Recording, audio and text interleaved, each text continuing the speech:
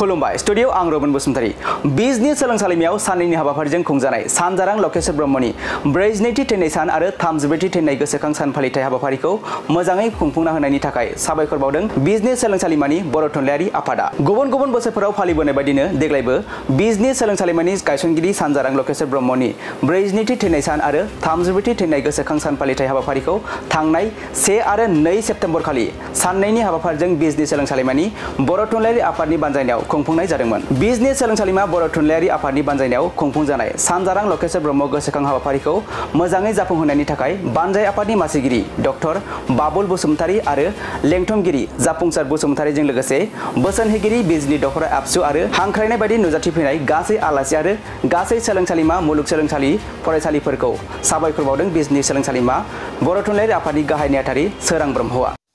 थांनाय 1 आरो 2 सेप्तेम्बर 2022 मायथाइयाव जोंहा बिजनेस सोलोंसालिमानि गायसनगिरि सानजारां लकेश्वर ब्रह्मनि थैनाय गोसोखां सान फालिथाय बे फालिथायनि थाखाय जोङो नुजाथिफैनो हानाय आरो बिबान लाबोनानै खामानि मावबोनाय गासै बिथांमोननिसिम साबायखर बावनाय हाबाफारि लादों।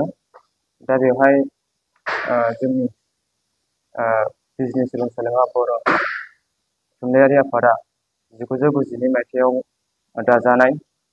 बेबायदियै जोङो बोसोरफ्रामबो बिजनेस सोलोंसालिमा बर' थुनलाइयारि आफादा बिजनेस सोलोंसालिमानि गायसनगिरि सानजारां लकेश्वर ब्रह्मनि थैनाय गोसोखां सानखौ बोसोरफ्रामबो बिथांनि जि सान्थौ सानस्रि आरो अबदान होनाय बेखौ जोङो मुलुग दरबाराव सिनायथि होनो थाखाय जोङो बोसोरफ्रामबो बिथांनि थैनाय सानखौ फालिबोबाय थादों। दा बेबायदियैनो जोङो थांनाय 1 आरो 2 सेप्तेम्बर बेहाय 33थि थैनाय गोसोखां सान फालिथाय आरो लोगोसे 42थि थैनाय गोसोखां सानजों लोब्बा लाखिनानै साननैनि मेहेरगोनां हाबाफारिजों जोङो हाबाफारिखौ मोजाङै मोजां जाफुंसार खालामलांनो हाबाय। दा बेवहाय जोङो माखासे इभेन्ट्सफोर लानानै जोङो बे हाबाफारिखौ लानाय जादों।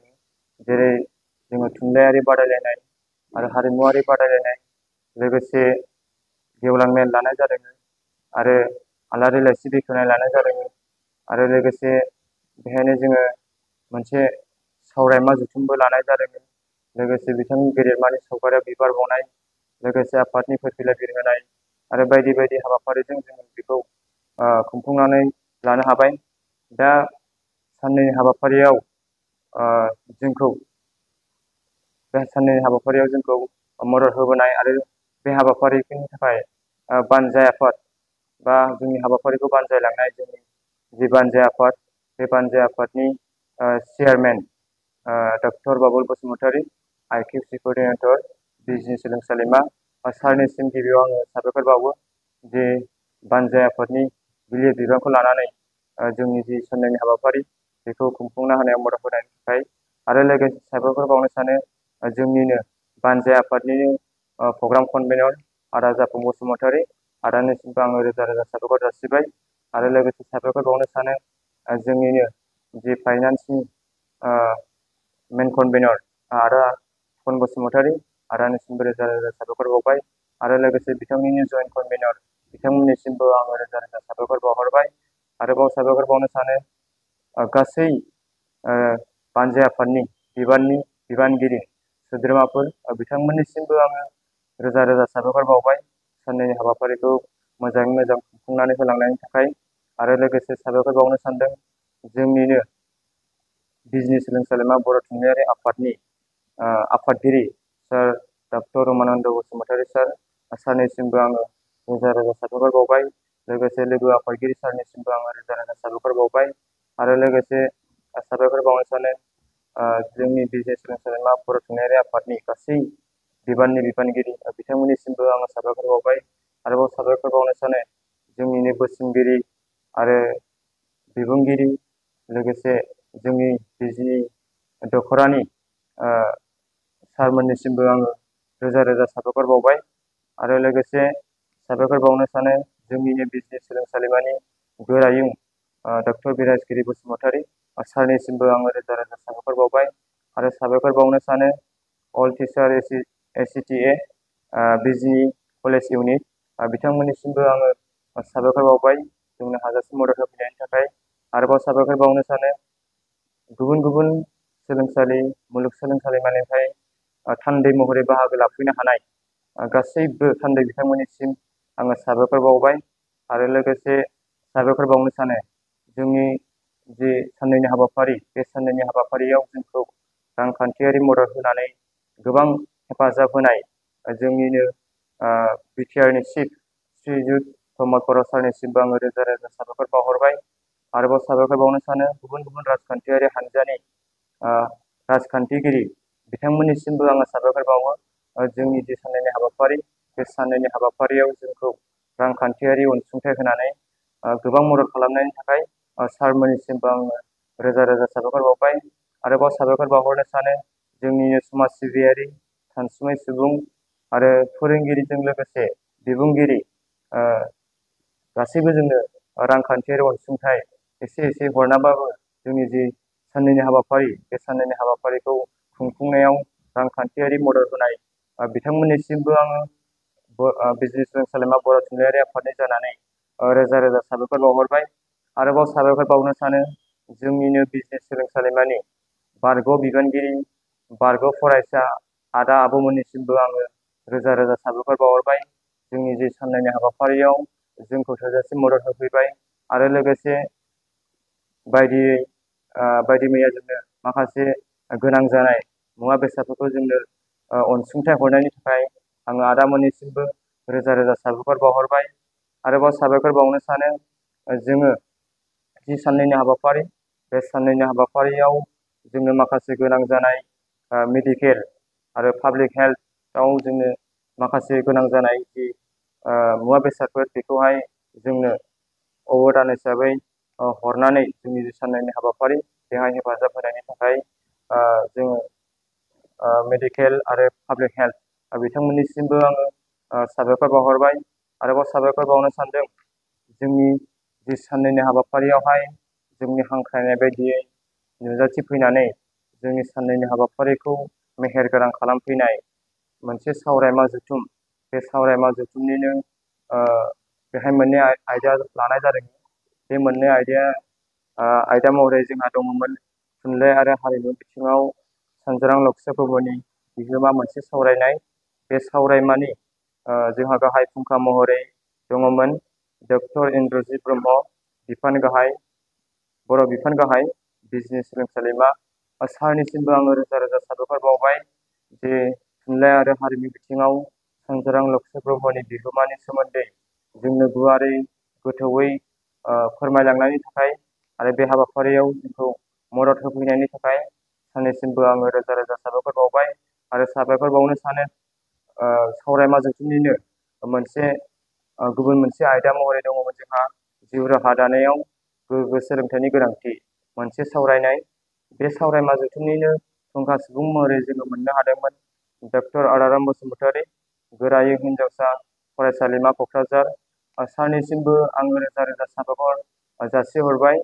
जोंनि जि सावरायमा जथुमनि आयदा महरै बे आयदानिनो फुंखा सुबुं महरै बाहागो लाफैनानै जोंखौ गोबां मदद होफैनाय आरो जिउ राहा दानायाव गोग्गो सोलोंथाइनि गोनांथि बिनि सोमोन्दै जोंनो गोथौयै गियान होलांनायनि थाखाय आङो सारनिसिमबो रोजा रोजा साबायखर बावबाय।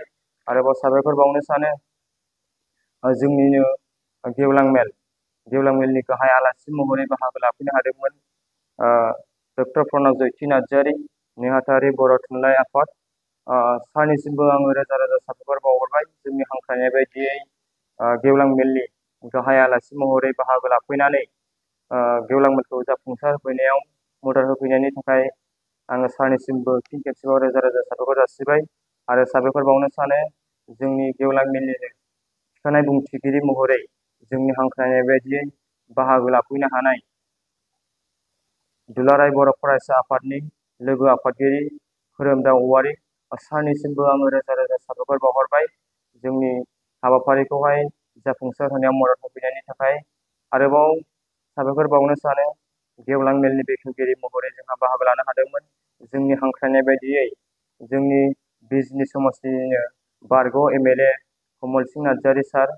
सारनिसिमबो आङो रोजा रोजा साबायखर जासिहरबाय जोंनि जे गेवलां मेल बे गेवलां मेलखौ बेखेवना होनानै जोंनि जे हाबाफारि बेखौ जाफुंसार होनायाव मदद होफैनायनि थाखाय आरोबाव साबायखर बावनो सानो। गेवलां मेलावनो जोंहा मोनसे हाबाफारि दङमोन, बे जाहैबाय 22थि आलारि लाइसि बेखेवनाय। बे 22थि आलारि आलारि लाइसि बेखेवनाय बेखौहाय बेखेवना होलांनाय जोंनिनो बिजनि दख'रा दुलाराय बर' फरायसा आफादनि आफादगिरि सार सुबिलाल दैमारि सारनिसिमबो आङो रोजा रोजा साबायखर जासिबाय। जोंनि जि बोसोरफ्रामबो दिहुनबोबाय थानाय आलारि लाइसि, बे लाइसिखौ बेखेवना होनायनि थाखाय आङो सारनिसिमबो रोजा रोजा साबायखर जासिबाय। आरोबाव साबायखर बावनो सानो जोंनि गेदेमा सानजोरां लक्ष्य ब्रह्मनि सावगारियाव बिबार बावथिंगिरि महरै बाहागो लानाय जोंनिनो बिजनेस सोलोंसालिमानि गोरायुं सर डक्टर बिरेज गिरि बसुमतारी सारनिसिमबो आङो रोजा रोजा साबायखर जासिबाय। बिनि उनावहाय साबायखर बावनो सानो जोंनिनो सानजोरां इन्जुर लाइसि बेखेवगिरि महरै बाहागो लाफैनो हानाय जोंनि हांख्रायनाय बायदियै सुबेता राय भाइस प्रिन्सिपाल बिजनेस सोलोंसालिमा मेडामनिसिमबो आङो साबायखर जासिबाय। जोंनि हांख्रायनाय बायदियै बाहागो लाफैनानै जोंनि सानजोरां इन्जुर लाइसिखौ बेखेवना होफैनायनि थाखाय जोबथारनायाव आङो गासैनिसिमबो साबायखर फिन खनसेबाव बावहरनाय थाबाय। जोंनि साननैनि हाबाफारिखौहाय जाफुंसार होफैनायाव गोबां मदद होफैनाय आरो फुंखा सुबुं महरै, गाहाय आलासि महरै जोंनि हांख्रायनाय बायदि बाहागो लाफैनाय सारमोननिसिम आङो खेबसेयैनो बिजनेस सोलोंसालिमा बर' थुनलाइयारि आफादनि जानानै आङो फिन खनसेबाव रोजा रोजा साबायखर जासिहरबाय। आरो आंनि जि साबायखर बावनाय हाबाफारि आरो जानानै थांनाय साननैनि हाबाफारियाव माखासे गेना गोरोन्थिफोर जालांदोंब्ला आङो आखाइ खबजोबनानै निमाहा बिबाय। आरो बे हाबाफारियावनो जोङो मोनसे हाबाफारिखौ जोङो सरजाबनानै लाफादों। जोंनि बिजनेस सोलोंसालिमानि इउनिट एबसुनि मार्टियार्स टम्ब बेखौ जोङो गोदानै लुफिननानै जि हाबाफारि साननैनि हाबाफारि, बे साननैनि हाबाफारिजों बेखौ बेखेवनो होलांबाय जोंनि दुलाराय बर' फरायसा आफादनि लोगो आफादगिरि सार खोरोमदाव औवारि सारखौ बे समाव आङो रोजा रोजा साबायखर जासिबाय। जोंनि बिजनेस सोलोंसालिमा इउनिट एबसुनि मार्टियार्स टम्बखौ बेखेवनानै होलांनायनि थाखाय। आरोबाव जोंहा बे हाबाफारिजोंनो माखासे हाबाफारि सरजाबफानानै लाबावदों। जोंनि जि साननैनि हाबाफारियावहाय जोङो बिजनेस सोलोंसालिमायावहाय ओइस एस आनजादाव सेथि मासियाव आवग्रिनो हानाय बिथांमोनखौ जोङो मान बावनाय हाबाफारि जों बेखौ सरजाबनानै लाफादों। आरो बेजोंनो लोगोसे TDC आरो MA बिसोरनोबो जोङो टप 10आवहाय उथ्रिनो हानाय बिथांमोननो मान बावनाय हाबाफारिखौ जोङो सरजाबनानै लादोंमोन। नाथाय दुखु गोनां बाथ्रा दि जोङो TDC आरो MAनि टप 10आवहाय मासि आवग्रिनो हानाय बिथांमोननो माखासे उसुबिदानि थाखाय जोङो मान बिलाइखौहाय गथायनो हानाय जायाखिसै। आङो बिनि थाखाय बिजनेस सोलोंसालिमा बर' थुनलाइयारि आफादनि जानानै निमाहा बिनाय थाबाय।